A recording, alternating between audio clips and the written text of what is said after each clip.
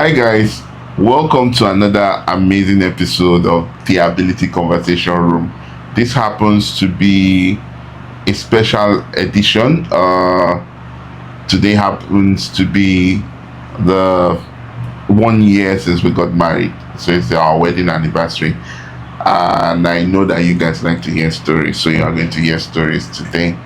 It has been a journey. Yeah. And of course, I can only imagine.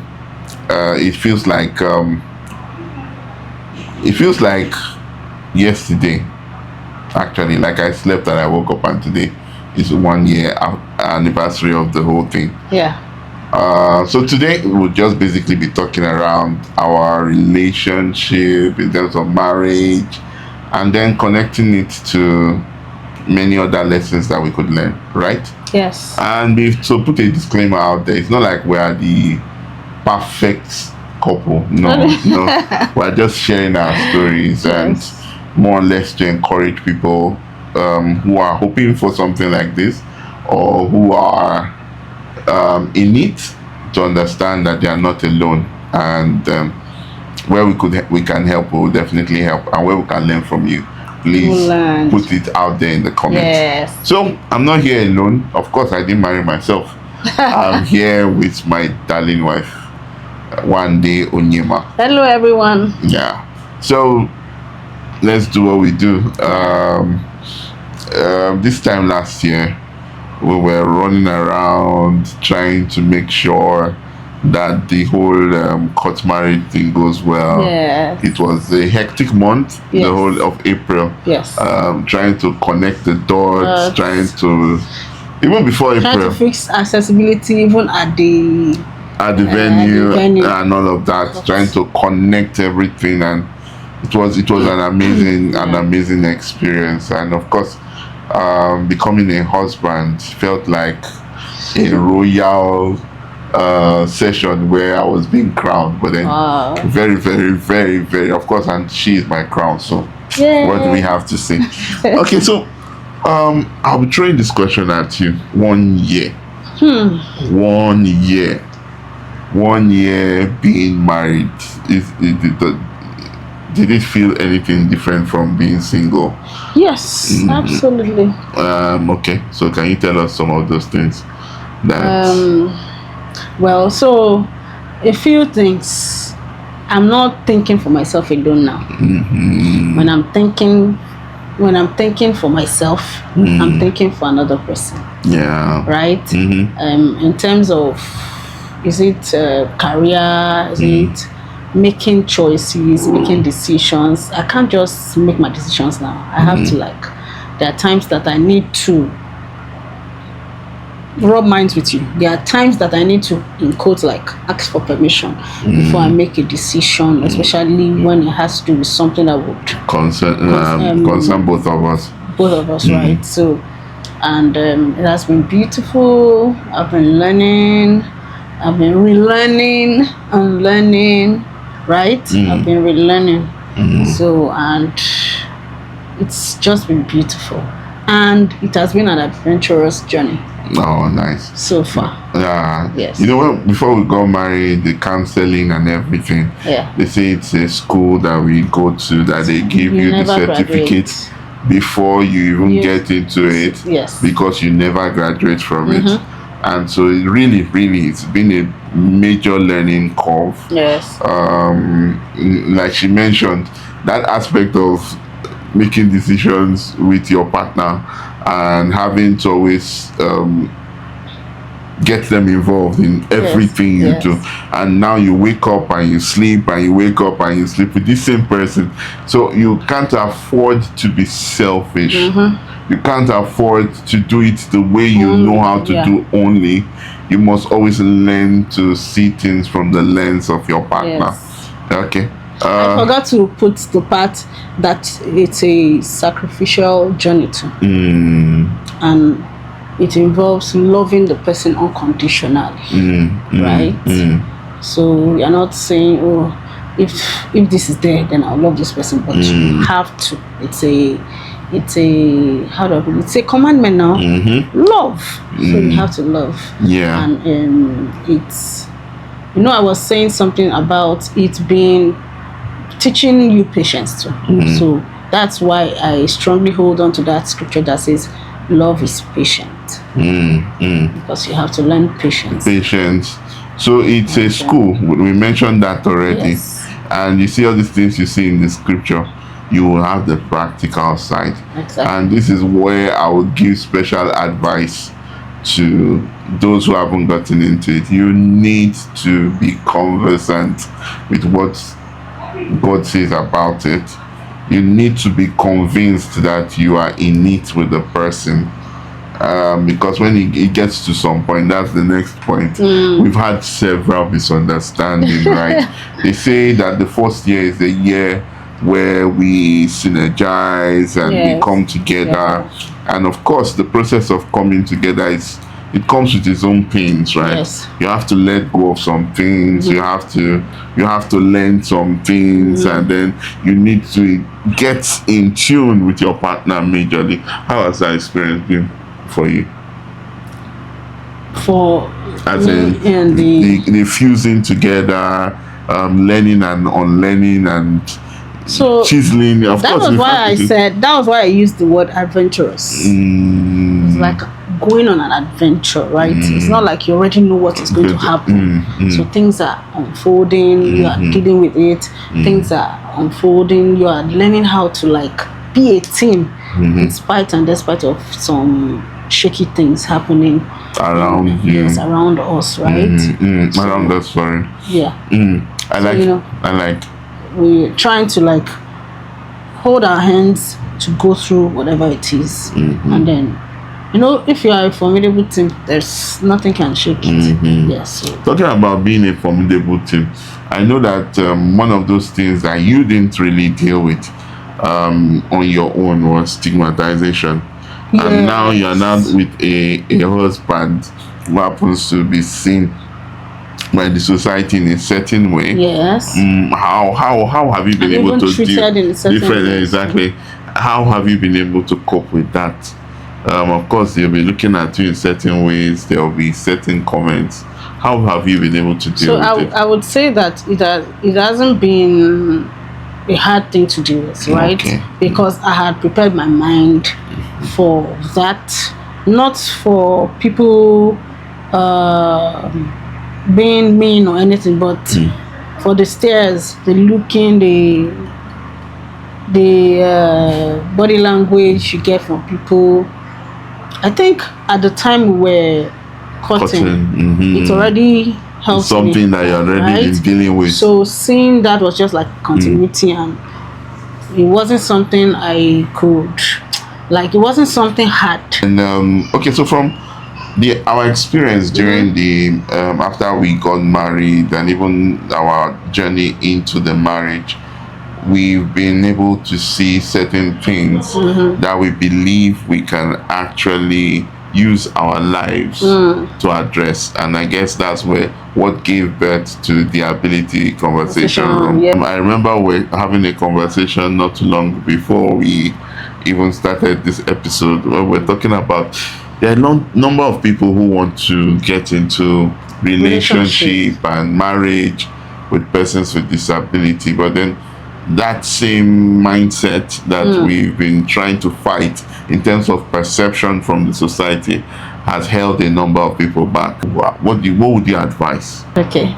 for those that would like to venture into like getting into a relationship with somebody who is physically challenged or someone who has a disability, I would just say that they should connect with the person's heart first.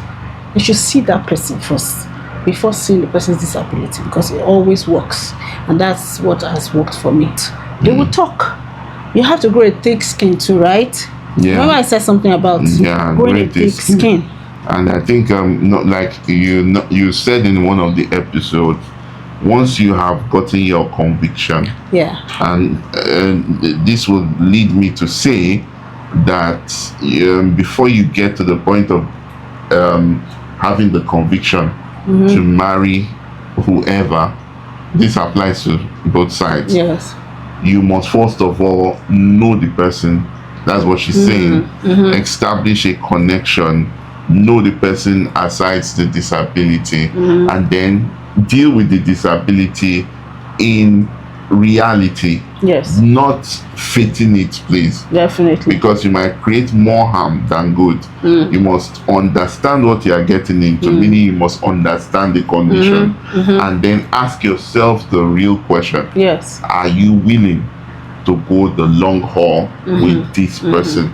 If your answer is yes, then go ahead and do what you need to do, right? Yes. Do your homework first. Treat any physically or whatever challenge Yes. as you would treat every other human being. The most important thing is don't put the challenge ahead of the person. Yes. Know the person, then you can relate deal to with the the challenge, person. and then know if you can go the whole lot. Know the person, know the person's challenge. As a matter of Exactly. fact, visit to, because what worked for me too was visiting you, seeing how you navigate in your environment, how you navigate your environment, how you do your things, how, I mean, what you need support with and what you can handle by yourself. And enjoy each other's company. Let them see Have the love, fun. the love in Both of you's lives. eyes, like in your eyes, Even in the eyes. leave eyes. You see, one thing about love is that it can't be hidden. Yes. It's like smoke. It can't be hidden. If you are faking it, how long are you going to fake it? So the most important thing is the two of you. Then you can take it to convincing your family, Yes. and then taking steps in the right direction. But the most important thing is love, and genuine love. Yes. After putting everything on the table. Yes. They There's one say other- love is not enough, right? Sometimes. Yes. You know that at the point for persons who have disability, you must know that you have to empower yourself. Yeah. You must have something to offer. You don't just go, they should pity you, they should have, no.